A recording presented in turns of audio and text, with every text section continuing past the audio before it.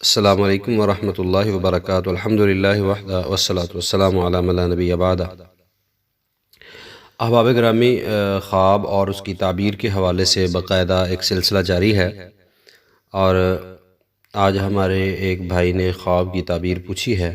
سب سے پہلی بات تو یہ ہے کہ خواب تین قسم کے ہوتے ہیں۔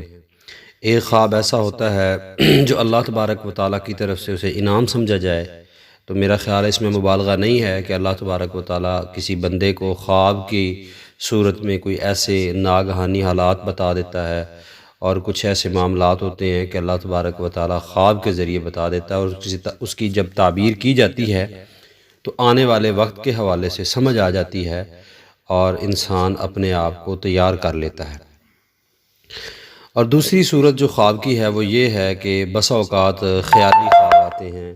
انسان جو دن کو کرتا ہے وہ رات کو خواب کی شکل میں ہو جاتا ہے، اور اس خواب کی بھی کوئی اتنی حیثیت اور تعبیر نہیں ہوتی۔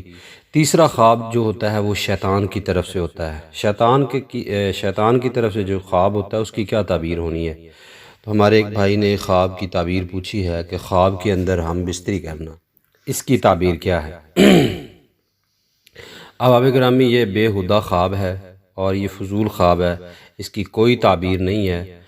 اور سب سے پہلی بات تو میں یہ کہوں گا کہ جب ہم سونے لگتے ہیں ہمیں چاہیے کہ ہم جو دعائیں ہیں سونے کی، اذکار وغیرہ ہیں، وہ کر کے سوئیں اور دعا وغیرہ پڑھ کے سوئیں، تاکہ ہمیں شیطان جو ہے وہ خواب کی حالت میں ہمیں پریشان نہ کرے۔